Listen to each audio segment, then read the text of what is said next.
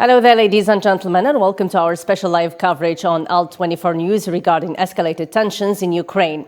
We will deal with refugee crisis, the UN General Assembly passing resolution to deplore Russian actions in Ukraine, International Criminal Court a probe into possible war crimes in Ukraine, and are we likely in front of a world nuclear war? All of these questions and points will be discussed with our panel of guests, with Don McLean, geopolitical analyst, Indo-Pacific geopolitics author from the Philippines, in addition to Hamoud Salhi, Associate Dean Professor from the USA, right after this break.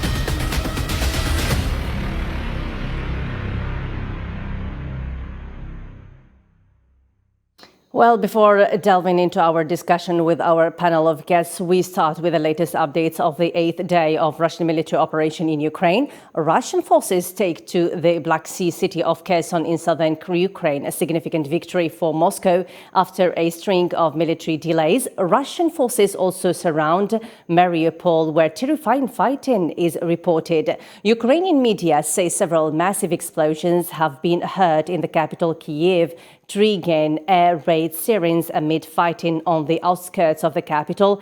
And finally, more than 1 million people have fled Ukraine following Russia's military operations in the swiftest refugee migration this century, the United Nations said Thursday.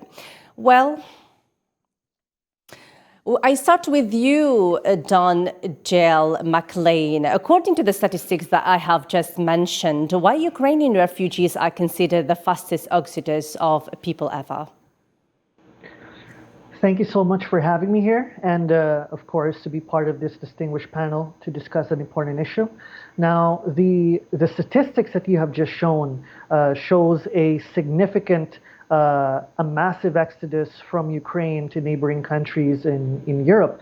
Now, one point that we have to take into consideration is this is because of the catastrophic military operations, which of course put into jeopardy the lives of hundreds and thousands of Ukrainians. And the second point that we have to take note here is that this also depicts a proactive regional framework from other European countries.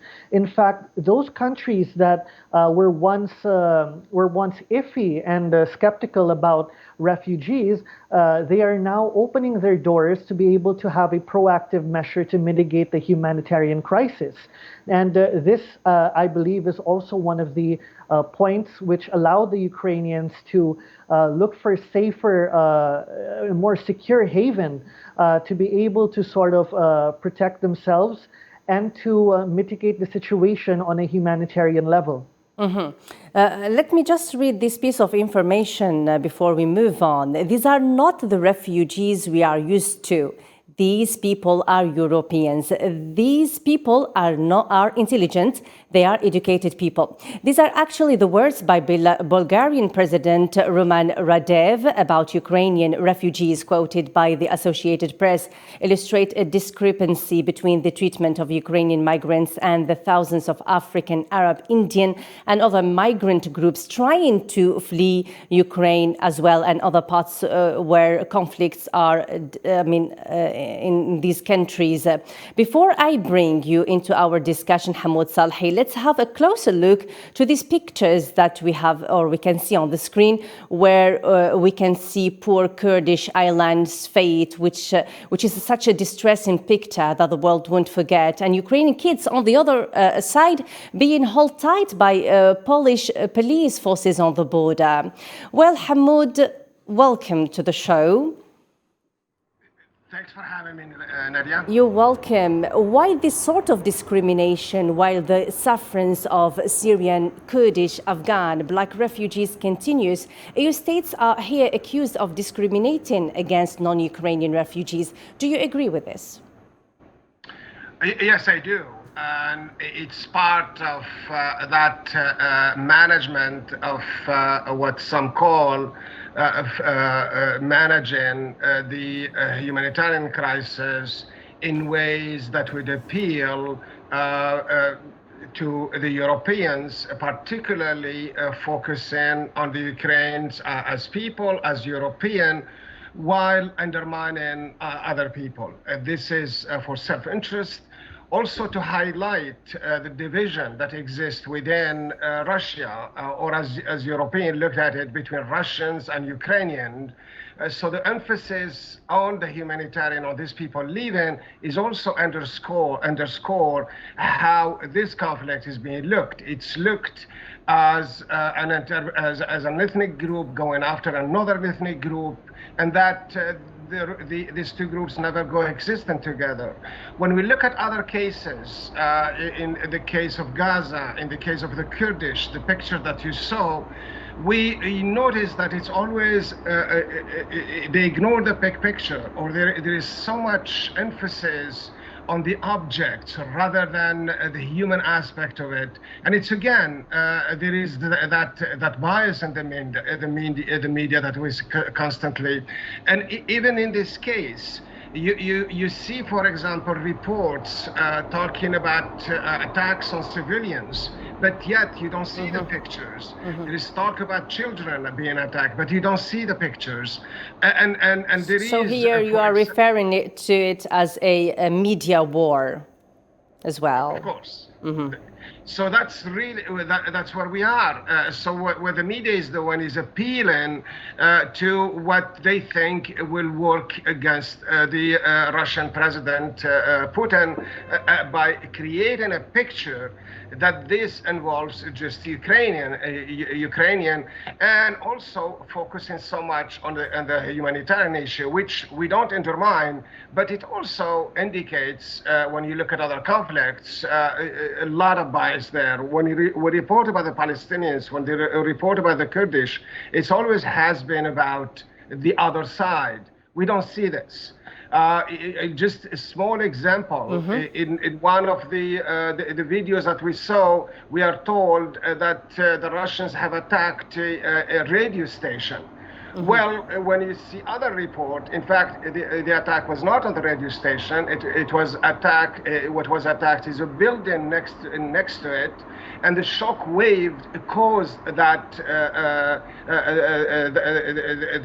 sort of disturbance in the radio station. So there are a lot of manipulation of the pictures, and it's part of the media war, as you said, Nadia. Or a propaganda in this case. So now let's move all together to a rare special session of the United Nations General Assembly that has overwhelmingly approved a resolution condemning Russia's military operation in Ukraine. The resolution, which was supported by 141 members of the 193-member Assembly on March the 2nd, calls on Russia to end its operation in Ukraine immediately and evacuate all of its forces from Ukrainian territory. Back to you, Jill, here. In terms of terminology in the world of politics, here the General Assembly has clearly used the word deploring, but not condemning. What's the difference in this case? And we have to understand that you have rightfully said, in the field of international politics, narratives and terminologies really play a huge role in shaping interstate relations and policy making. Now, condemnation, the term condemnation, if you look at it in Southeast Asia, for example, they are quite wary of using explicitly assertive terminology to talk about what is happening in Ukraine. However, they have represented the necessity to look for alternatives in line with international law and in line with the sovereignty of states. And we believe that the use of particular terminology really plays a part in sort of aggravating or particularly adding more impact to the issue. So the question here is, would these terminologies be enough to make a significant impact on the situation, or would it further add more fuel to the fire in terms of having a more explicit stand? Now, the goal of everyone here is to maintain stability and to create a conducive environment for negotiation and discussion, as all parties have their own individual security interests to discuss. All right, Jill. This is according to you in terms of a South Asian, let's say, explanation. I just put your question to Hamoud Salhi here. The General Assembly of the United Nations has used the word deploring, not condemning. What does it refer to when it comes to Western politicians? So it's a compromise, and it sets the ground for a further, for another resolution. So it feels. It's also, it takes into account the difference in several countries' national interest. When you look at China, for example, China is very careful as how to handle this conflict. You look at other cases where the very concept, for example, that we see of national sovereignty, a lot of people have problems with invading another country, so it poses a problem with them. But at the same time, they recognize the security threat that the NATO would pose on the Russians. So it's a way of compromising in the language, and it must have taken a lot of sort of work by the diplomat, the staff, to reach such wording. Let's move to this piece of information regarding the casualties from the part of Ukrainians and the Russians as well. The Ukrainian port city of Mariupol is suffering mass casualties and a water outage as it defends itself from a non-stop onslaught by Russian forces. Vadim Boyshenko said in a live broadcast on Ukrainian TV on Wednesday. He said as well that the occupying forces, according to him, of the Russian Federation have done everything to block the exit of civilians from the city of 500,000 people. He did not provide an exact casualty figure. Well, talking about casualties here from the part of Ukraine, let me just read these statistics when it comes to Russian casualties. The Russian side as well have recorded the number of 500 Russian soldiers died in this military invasion. According to you, Hamoud, it is the first time Russia admits such a number of casualties. Why particularly at this time, when, according to critics, these tensions won't see an appeasement anytime soon? So, for one of his reasons is that you don't want to have data or information out there that without you countering with a number, or to be ahead of the process, giving a number so that you catch the headlines and people will be talking about it. So on one hand, this is practical. This comes with war. War is dirty. So the number is announcing a number is to make sure that when other statistics will come, will be sort of looked at it from a perspective of skepticism. Assuming that the other number will be higher. The second thing is also to prepare the public, particularly the Russian, to make them aware that that the war is not cheap, that there are casualties, that there are people who are going to die, and to recognize them from that perspective. So in a sense, it's part of that. What we said earlier is part of the war propaganda and what is there. Connected to that is perhaps a better picture that project the idea that the casualties are not as high, and that the operation is moving forward, which from that perspective means that there is success in what the Russians are presented. But it's all boiled down to the idea of catching the headlines, spreading information that is in line with what's happening on the ground. Nice. Before we go into discussing the fate of countries that abstained in the General Assembly vote of yesterday, let's just watch this report about the UN General Assembly that has voted to demand that Russia stop its operation in Ukraine and withdraw all troops. Ukraine, like the European Union and multiple nations, voted in favor of the resolution. China abstained while Russia denounced the unprecedented pressure on the world. Hussein Berkan reports. The result of the vote is as follows. The UN General Assembly voted at an emergency session Wednesday to demand an immediate halt to Moscow's operation on Ukraine and the withdrawal of all Russian troops.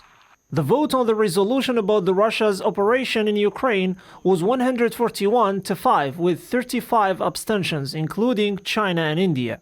Sergei Casualties, a Ukrainian ambassador to the UN, described the resolution as a wall that will protect all Europeans and the future generations from atrocities of war. The draft resolution is one of the building blocks to build a wall, the wall that will protect all of you, in particular, younger generations. In turn, Russian ambassador to the UN Vasily Nebenzia denounced the unprecedented pressure the West is exerting on a large number of countries to vote against Russia. Russia asked for its draft resolution to be put to the vote, and we call on you not to support it. However, we're aware of the unprecedented pressure that our Western partners are exerting on a large number of countries. They urge them to vote as they see fit. It's not something you can call pressure. It's overt and underhanded threats. We know that. Unlike Security Council resolutions, General Assembly resolutions are not legally binding, but they do have a clout in reflecting international opinion. Well, back to you, Don McLean. What do you think about the countries that abstained? How are they being viewed by the West now? Yes, that's a very good question and a very important one at that. When we look into the abstention list, for example, India, there has been a lot of particular narratives that are saying, why did India abstain? And we have to understand that abstaining does not mean that countries like India, for example, support the risks to human lives that are being done in Ukraine, but rather believe that an operation, an option for diplomatic channels and discussion should be the priority rather than adding more tensions into the already strained situation. Now, on top of that, if we look throughout history, this is not the first time that major democracies have also abstained. In the past, Japan, Australia, the United States have also abstained on several occasions. In fact, in the 1980s, Japan insisted that it prefers quiet diplomacy rather than public condemnation. Now, similar stances can be made as far as India is concerned on that particular note, that it wishes to have a stable solution where discussion and negotiations can presume, where compromises can be made in order to ensure that the situation is stable for everyone, as this will have global implications as far as security is concerned. Mm-hmm. Let me just put this question to you, Hamoud Salhi. Why all of this international move that we are seeing, particularly or probably like every single day we are seeing the General Assembly of the United Nations making like urgent and exceptional meetings, voting, in addition to other, let's say, top and high profile international bodies, while the genocide or the killing and the daily, let's say, unlawful administrative detention and the persecution of Uyghurs and Palestinians are continuing, for instance, and we haven't seen the same move. It's the tragedy of this, this war and of this century. Nelson Mandela once said, it's tragic that in our age, we are worried about how the oppressor feel and ignoring how the oppressed is oppressed. And we seem to be controlled by the dominant powers. Just as a note, when you don't vote with the big powers, there is a price, and perhaps that's why India abstains.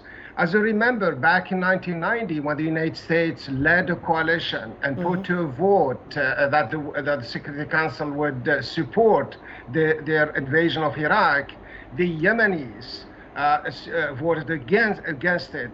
At the time, the American ambassador turned to the Yemeni ambassador and told him that you have just paid the most expensive vote of your country. And that led to dismantlement to Yemen, the exclusion of Yemen for not participating in the force that would, at the time, what is called liberating Iraq, Kuwait from Iraq. So the point is that there is this discrimination in the international world, and yes, the Palestinians don't get their days, and other minorities they don't do, because they don't matter to the Western world, and they don't matter to this balance of power that the Europeans are trying to create, and this new world that they're trying to build, and that is always ignored. And the other thing is that there has been during wars in the war, for example, that in the recent war that we've seen in Gaza, in South Lebanon, the United Nations General Assembly was also active, perhaps as active as now.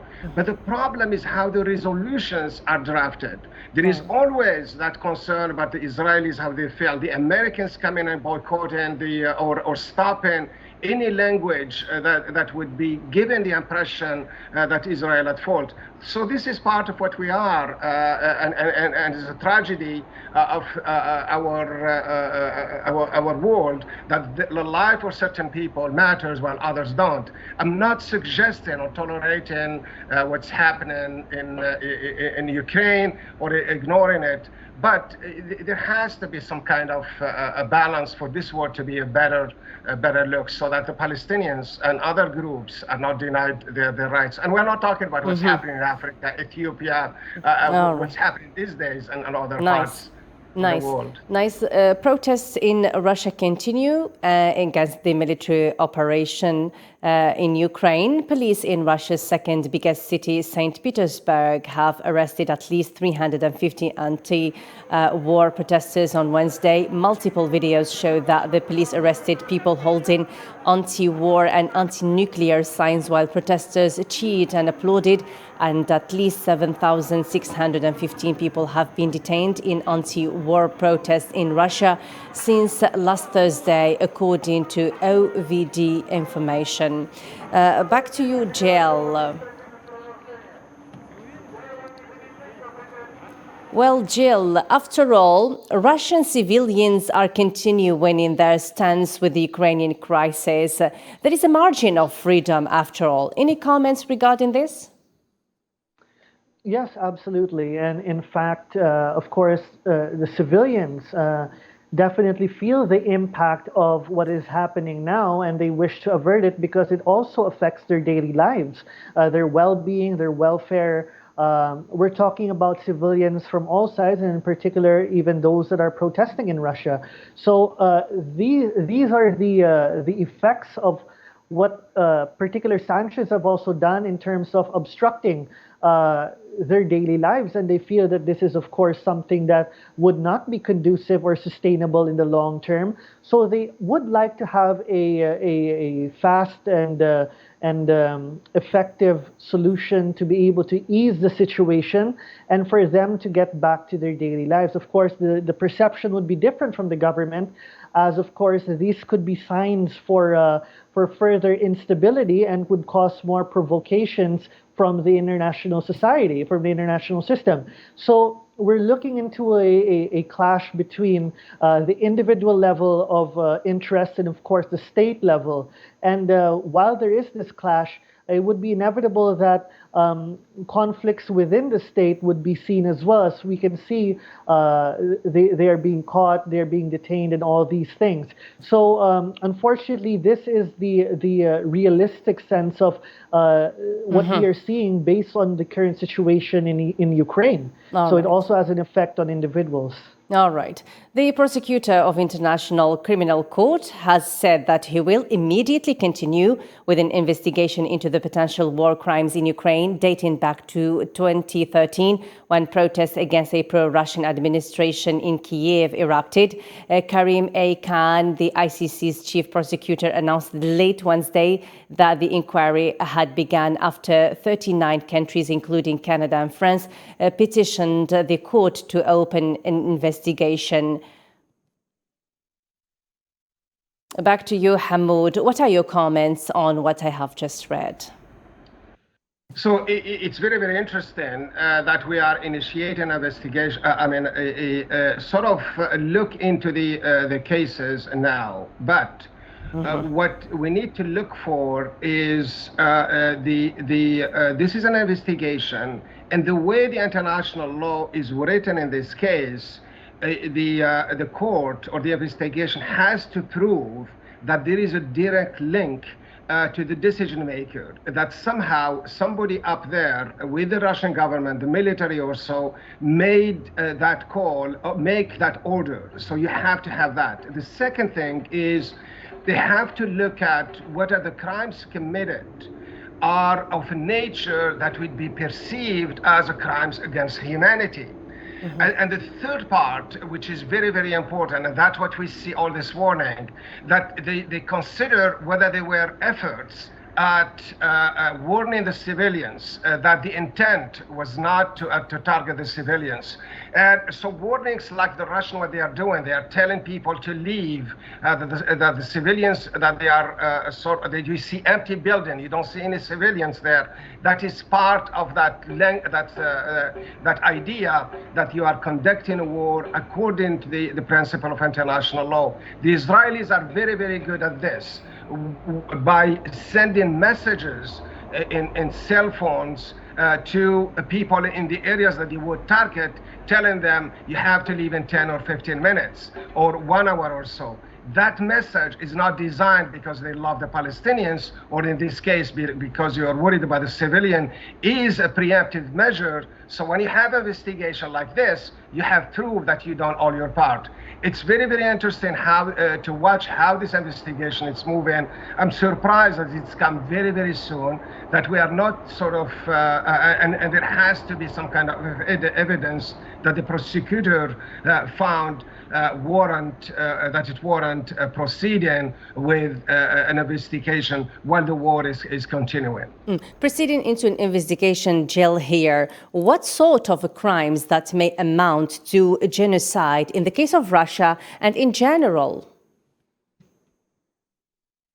Could you kindly repeat the question again? My question is regarding the investigation of the International Criminal Court in what it has supposed as genocide crimes in Russia. What sort of crimes have been committed so far that may amount to genocide crimes in the case of Russia and even in general? Right.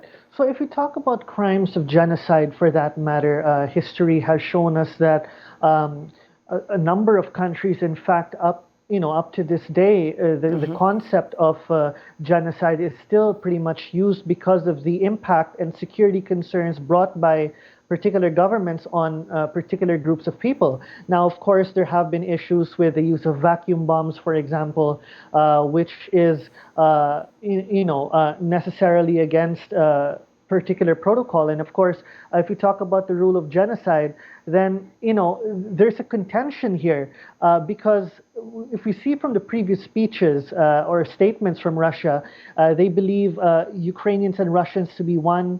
But on the other hand, there are issues that have concerns from Russia, particularly on the Russian ethnic minorities that are taking place in eastern Ukraine, and the same way from the Ukrainian perspective as well. So these divisions have caused vast problems in terms of the civilian population. So, of course, from both sides, there are concerns. In fact, this is not exclusive to Ukraine. In fact, along the Baltic states, Russia also had concerns regarding the Russian minorities, while the Baltic states also had concerns from Russian aggression towards them. So this is a very complex situation, and the need to look at it from a holistic, historically informed perspective is needed to ensure the safety of people from no matter which cultural background their perspectives are seen from. Thank you, Jill. You just keep with us along with Hamoud Salhi. We move on to this piece of information regarding gunshots were heard during the protests in the Ukrainian town of Melitopol. Protesters were chanting "Melitopol is Ukraine" and waving Ukrainian flags. The crowd continued marching towards Russian soldiers while chanting. The soldiers then ran for cover behind a nearby building.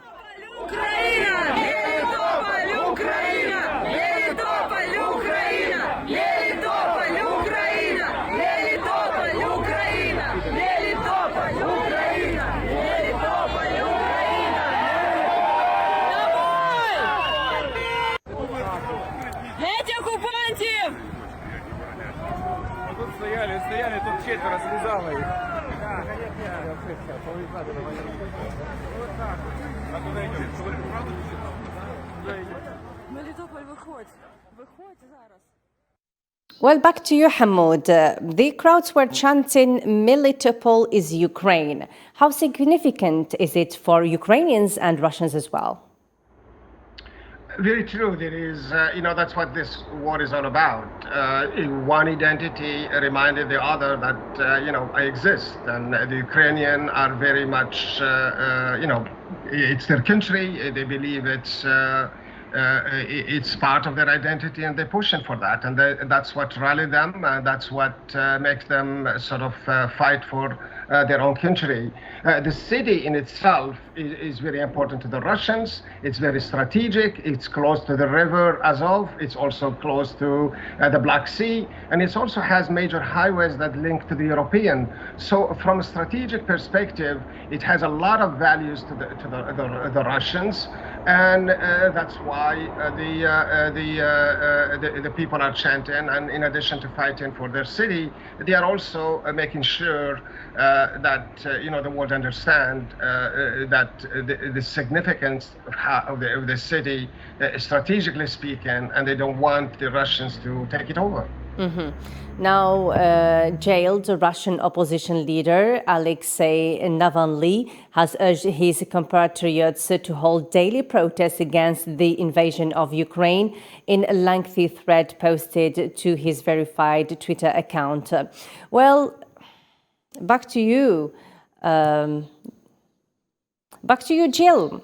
Well, from a verified Twitter account, even though in a prison, this is what Navalny thinks or has said, then why do you think has Russia's military operation torn up the Budapest Memorandum? Can you just brief us a little bit about it?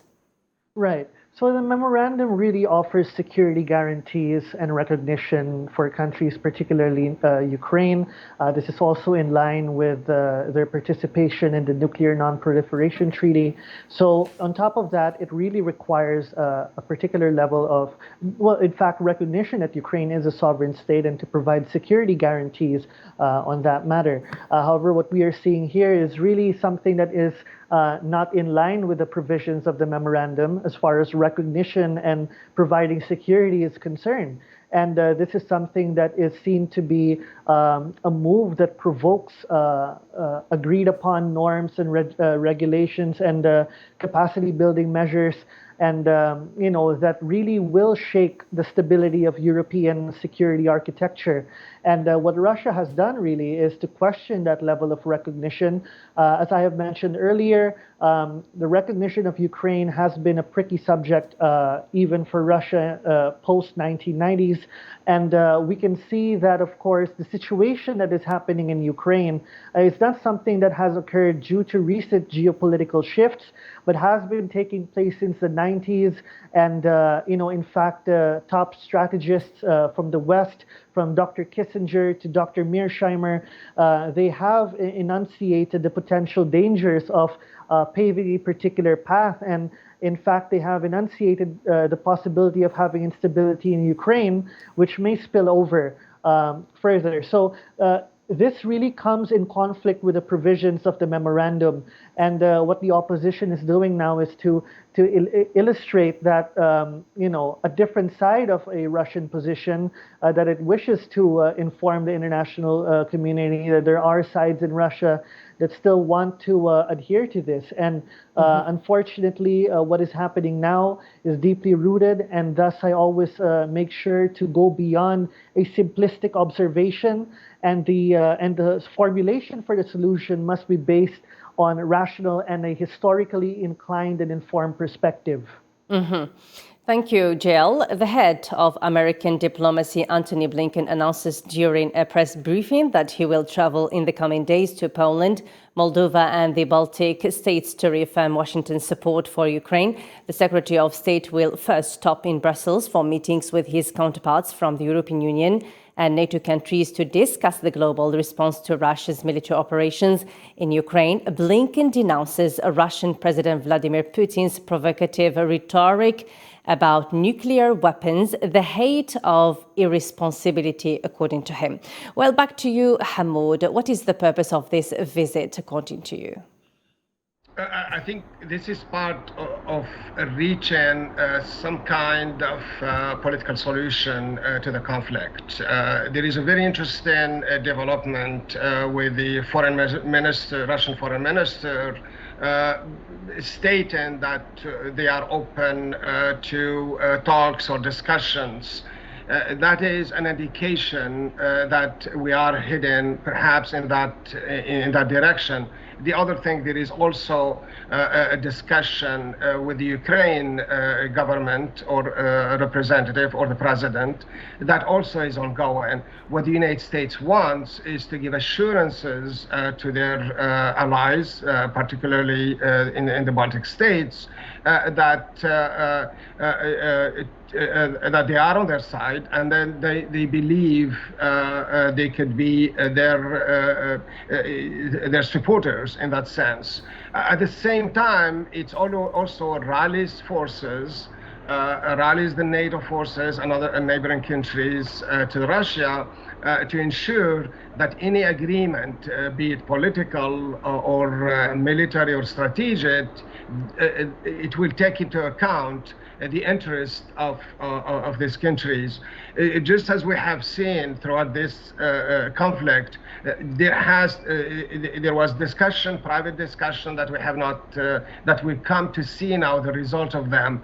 There could be a deal in the making between Russia and the United States, which is not sort of out of consideration, and Blinken is looking to cement that for a way of putting an end to this conflict. Let's see if this is his purpose in this video clip, where we are going to see Secretary General or Secretary of State Antony Blinken announcing during a press conference that he's going to visit the Balkan countries. Let's have a listen. If Russia pulls back and pursues diplomacy, we stand ready to do the same thing. Meanwhile, our intensive diplomacy with allies and partners continues. From there, I'll travel to Poland, which is already hosting hundreds of thousands of Ukrainian refugees, with tens of thousands arriving by the day. And then to Moldova, which is also hosting Ukrainian refugees, and where Russian troops have been occupying territory against the will of the people for years. And then I'll go on to the Baltic countries, to Latvia, Lithuania, Estonia, which are facing a renewed threat from Russia themselves. Well, back to you, Jill, here in the, as we have just heard Antony Blinken saying, he said that there is a way for diplomacy, but at the same time, we have what we have witnessed and still witnessing in the, in these days that the Pentagon, the USA is still helping Ukraine with weapons and military equipment. Don't you find that that's quite contradictory in this case? Right, and that is a very good question as well. And in fact, what is happening is, yes, sanctions have been applied in terms of a number of economic sanctions, taking Russian banks out of the SWIFT, and of course, military aid to Ukraine. Now, the problem with this is that we have to question whether this would be an effective way to solve the issue. In fact, with the military aid, for example, and extending the situation further, extending the conflict further, would come at the expense of Ukrainian lives. And in fact, this can also serve as a point of aggression from Russia. As we can see, putting the nuclear deterrence forces on high alert can also be seen as an outcome of such results.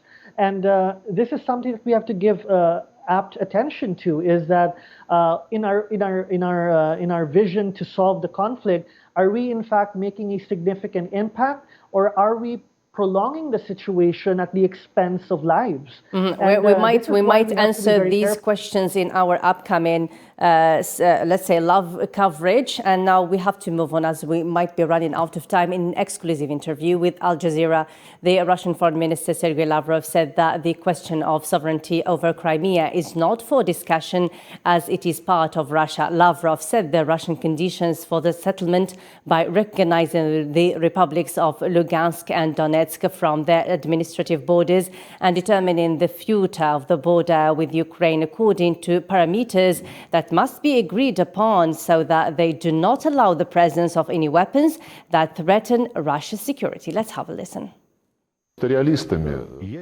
We have to be realistic. Crimea is not for discussion. President Putin clarified our position multiple times, and the same position had been transmitted to the negotiations with Ukrainians in Belarus. Crimea is a part of Russia, recognizing the republics of Donetsk and Luhansk along their borders. Also, delineation of borders within parameters that must be agreed upon, so there won't be any arms that threaten Russia's security. Just briefly, Jill, do you think that Ukrainians are ready to put down their guns?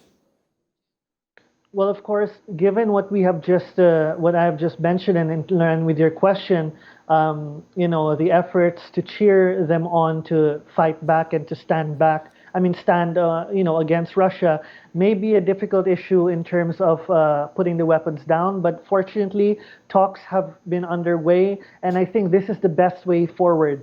And we must create a conducive atmosphere for talks to continue to make sure that a stable, optimum outcome is achieved in order to maintain stability in the region. And, the need to avoid provocation is necessary as well. And thank you so much, Jill. And finally, Hamoud, I wrap up with you. Don't you think that the West is simply involving itself in a proxy war? It's very, very interesting when the Russians tells us that they are not listening to us, that they have been very clear that they want their security to be respected. Well, the Americans and the Europeans are telling us the Russians are doing exactly what they told us to do. And that's really the problem here, is that we are looking at the beginning of a new world order. And the Europeans and the Americans are leading this by focusing on sanctions and creating conditions in Ukraine that might lead to another type of an Afghanistan situation where, as you said, Nadia, there will be groups where the Europeans and the Americans will be supporting groups with the intent to do damage to the Russians. When all along there is that problem of the security. Back during Clinton era, the Russian president asked to be a member of the NATO. He asked the Clinton president, President Clinton at the time, and the United States refused that. That could have been an opportunity to for the European to take matters and security in their hand and establish a security system that would benefit everyone and that would give a sense for the Russian that they are safe. So the bottom line is that we are really on the verge of a new world order and most likely an Afghanistan situation in the Ukraine. Thank you. Thank you so much. Hamoud Salhi, you joined us live from the United States as Associate Dean Professor. In addition to Don McLean, GL geopolitical analyst, who joined us live via Skype from the Philippines. That's all for today's continuous live coverage. Thanks for watching. Bye-bye.